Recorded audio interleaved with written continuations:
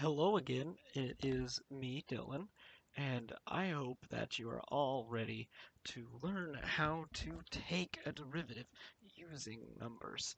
And I know that that seems crazy because in the last video we just simply covered using graphs and how two of these things are very simple to find, but very simple to conceptualize, but they can sometimes be very difficult to find until later on.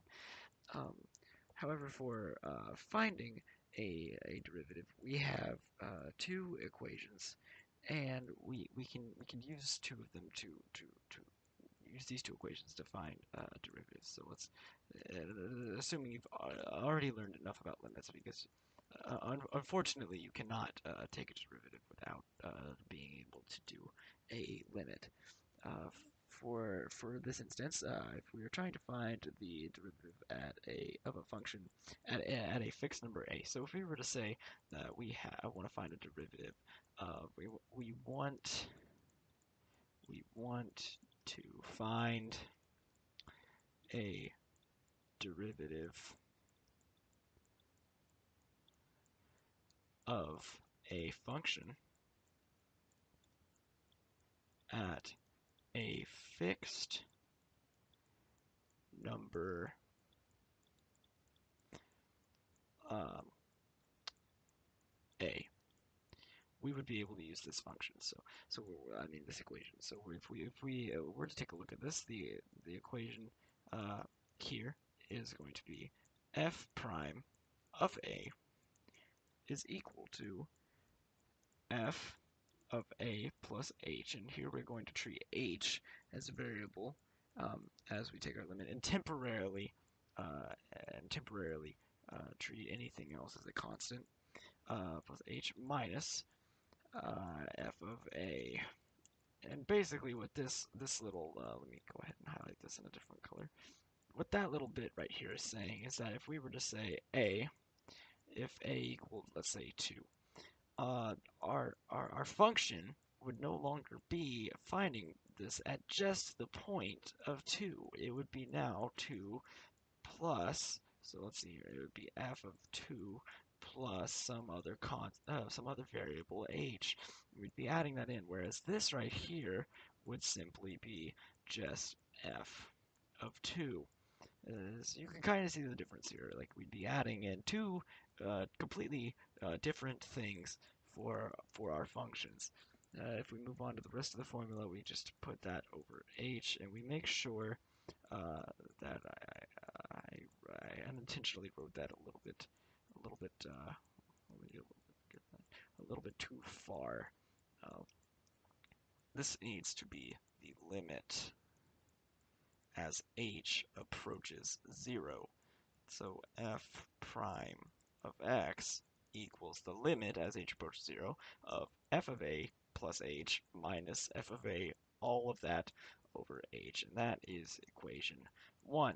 And that, remember, is at a fixed number a. If we want it in a more general sense, if we replace um, a by a variable of x, so a x ends up being a variable while we are not evaluating a limit, we have the second equation. And that second equation is practically the same thing we have, and I'm not going to mess up the spacing here. F prime of x is going to be is equaling to the limit as h approaches 0 of f of x plus h minus f of x over h. And we have this function. We can use this in a general. This is a more general use of that function up above, because here we're gonna bearing in mind that if we use equation 2, the x becomes treated as a temporary constant.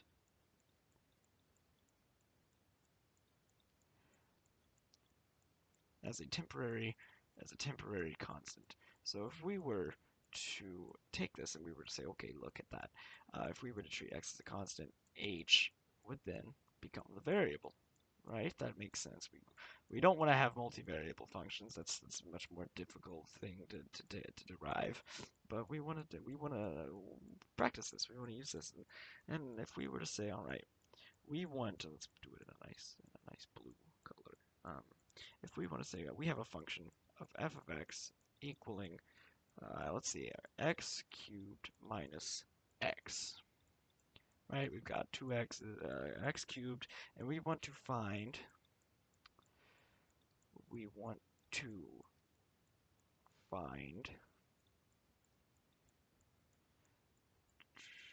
f prime of x. I'm going to go ahead and write this down. The answer to this is going to end up being 3x squared minus 1. Now I can do this based on a rule that we will learn later on, but for now, knowing that this is the correct answer, let's try and use our formula and solve it. It's a little bit long, I know, but it's one of those things where if you learn how to do it this way, you'll be much better off once you learn how to do it the easy way. So we'll take this, and because early mathematicians didn't have that rule. They didn't have this other thing that I just used, but they had this. And once, let's just say that I'm sure the person that found that out was very was held to a very high esteem. So let's take this and let's use this formula. We're obviously going to need to use formula 2 because we don't have a fixed a. So let's use formula 2. Let's say here we know that, let's rewrite this just for the sake of getting practice in. F prime of x is equal to the limit as h approaches 0 of f of x minus h.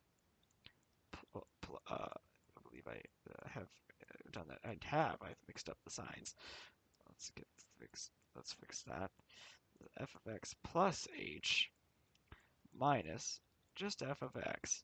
And let's take that all over h. And remember, a limit, you have to write it every step, just for notation's sake, because it's almost like a equal sign. It's an operator. You aren't going to take it out or stop writing it until you perform the action of taking a limit, because up until that point, you're just simplifying the inside. So if we take this, we know f of x right here.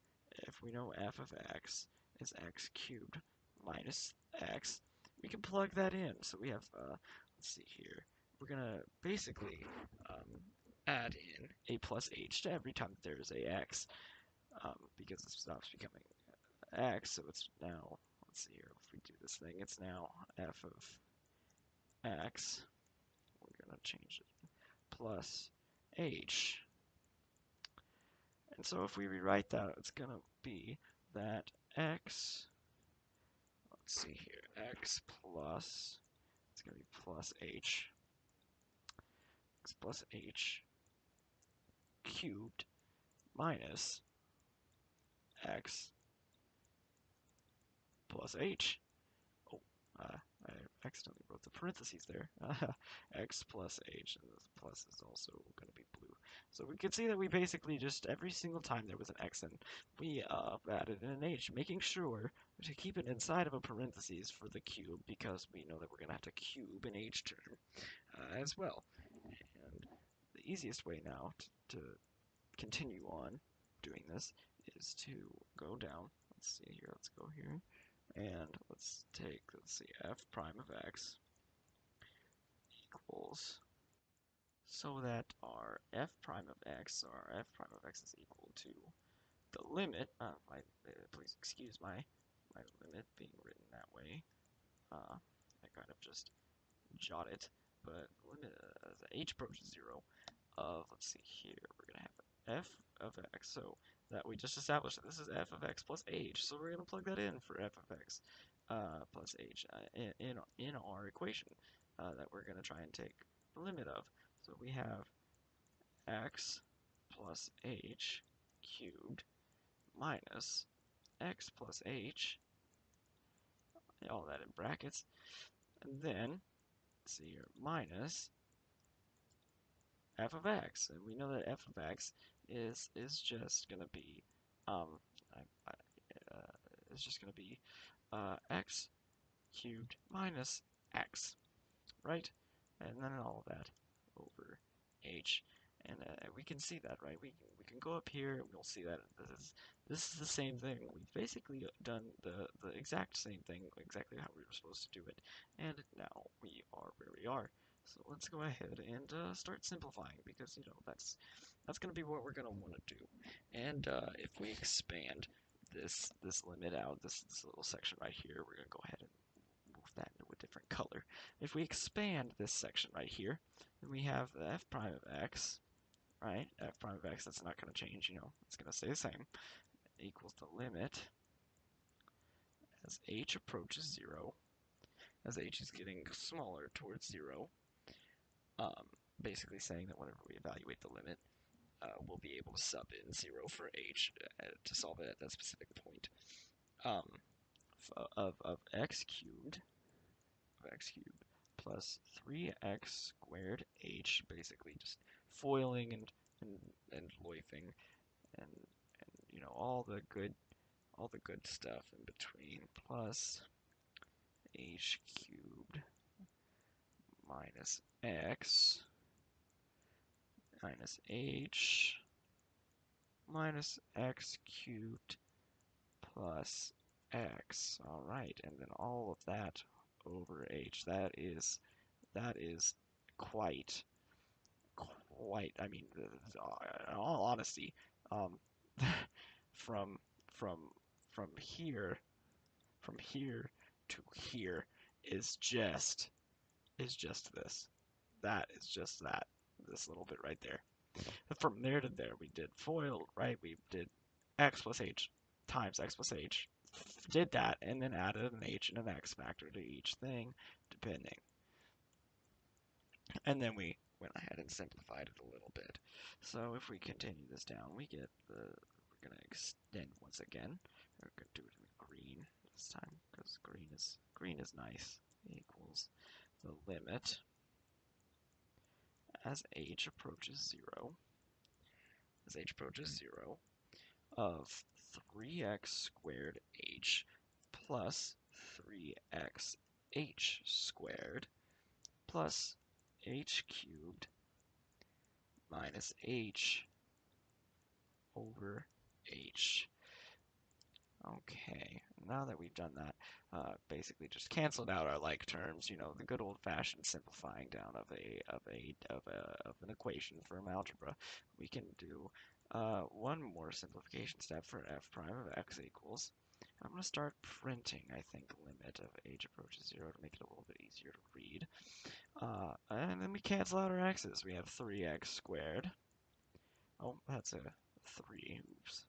3x squared plus 3xh plus h squared minus 1, because h over h is going to be 1. And now we evaluate at a limit. And basically evaluating at a limit, just to recap, is going to be subbing in 0 for every h, so that way we can find it at that point.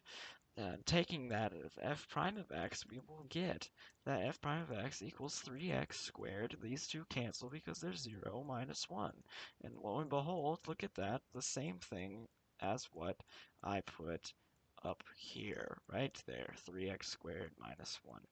And we can see that the work here is not too terrible. I mean, really, it was just mostly expanding a cubed polynomial, and that was it really. That was the meat of the function, was simplification, which you'll find for most of the derivatives in this case. And hopefully, if not, that there will be other videos, obviously, but hopefully this allows you to see how you would demonstrate taking another derivative of a function. Um, Thank you for watching, and I will see you in the next one. Goodbye.